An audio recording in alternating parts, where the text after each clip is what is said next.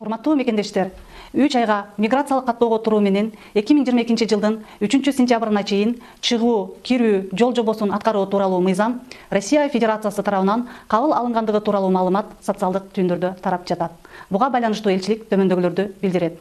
Бул маалымат чындыкка дал келбейт. Евразиялык экономикалык биримдикке мүчө мамлекеттердин жарандарын жана Кыргыз Республикасынын жарандарын миграциялык каттоого тургузуу мурдагыдай эле эмгек келишиминин негизинде 1 жылдык мөөнөткө иш жүзүндө жашаган жери боюнча Россия Федерациясынын аймагына кирген күндөн тартып 30 күндүн ичинде ишке ашырылат.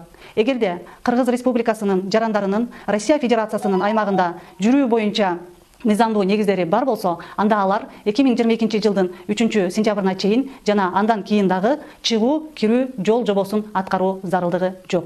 Учурдан пайдаланып элчилик мекендештерден Россиянын мыйзамдарын так сактоону өтүнөт.